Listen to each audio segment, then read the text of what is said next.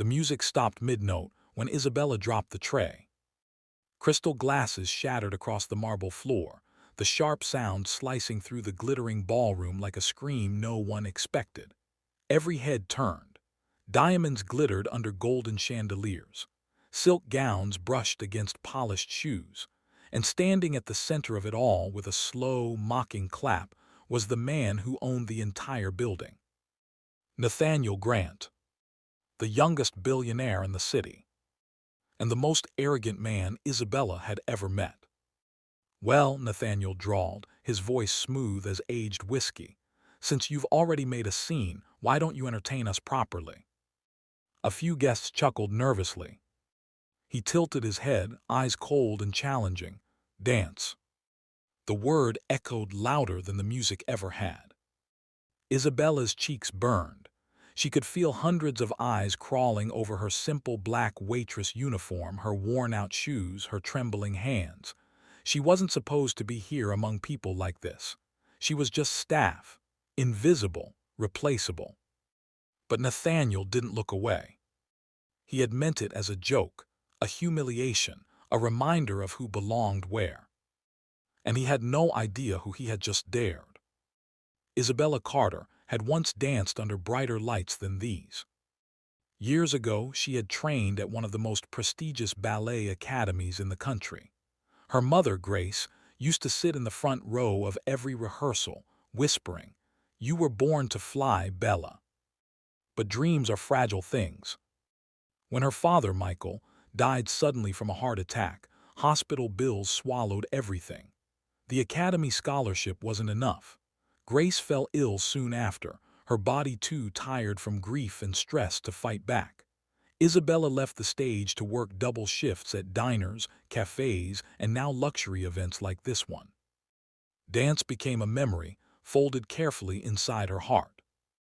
Until tonight. Nathaniel watched her closely. He had seen the spark in her eyes earlier when she moved through the tables, too graceful for someone carrying plates. He had built his empire on reading people, and something about her quiet dignity irritated him. She didn't look broken. She looked contained. "Come on," he pressed, smirking. "Or was that crash the highlight of your performance?" Laughter rippled through the crowd. For a moment, Isabella considered apologizing, bending, shrinking. Then she saw her reflection in the polished floor, small, cornered. And something inside her refused. "Play something," she said softly. The room stilled. Nathaniel raised an eyebrow. "Excuse me." "You asked me to dance," Isabella replied, her voice steady now. "So play something." A murmur spread. This was no longer a joke. Nathaniel gestured to the orchestra, amused. "Fine, give her something dramatic." The first notes of a classical piece floated into the air. Isabella closed her eyes. And then she moved. At first it was subtle, a turn of her wrist, a slow extension of her arm, but within seconds the entire ballroom seemed to shrink around her. She wasn't a waitress anymore. She was a storm wrapped in silk.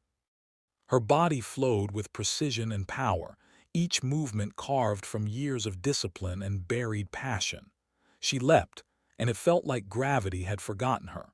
She spun, and the chandeliers blurred into constellations above her.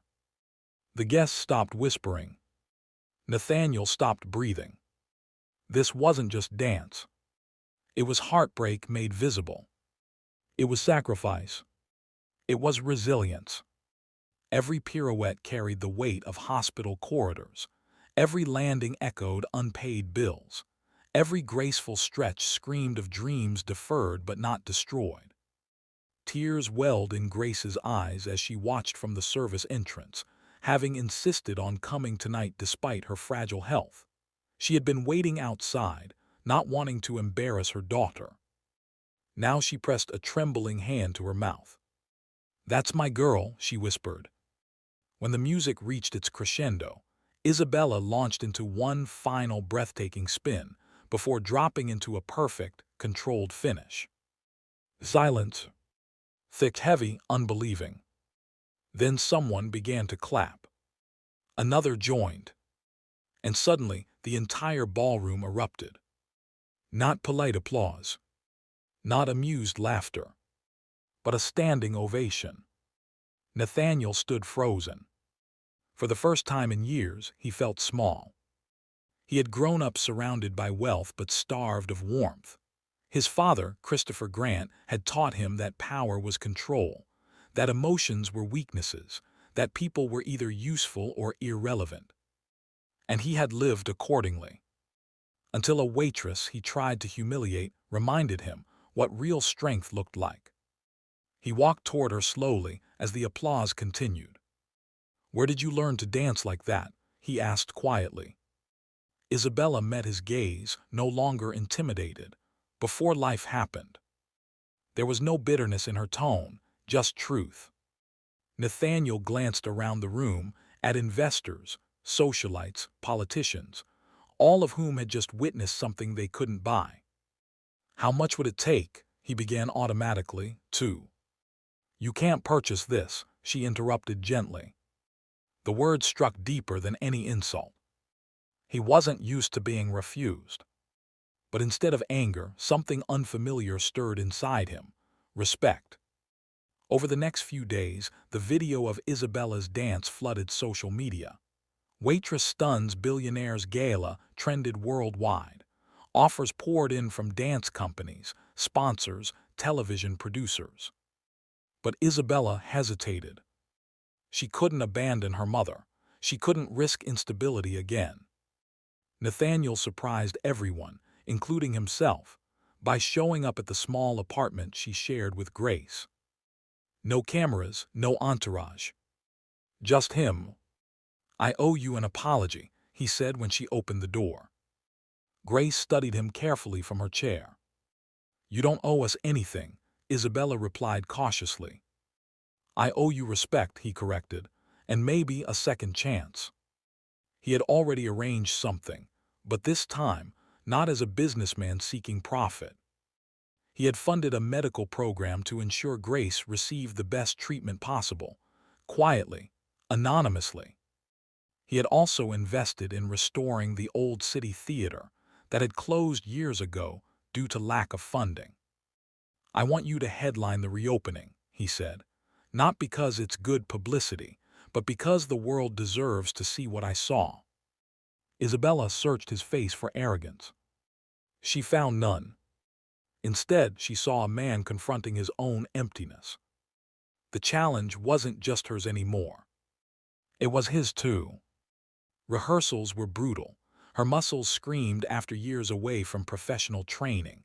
Doubt crept in during late nights. What if she had lost her edge?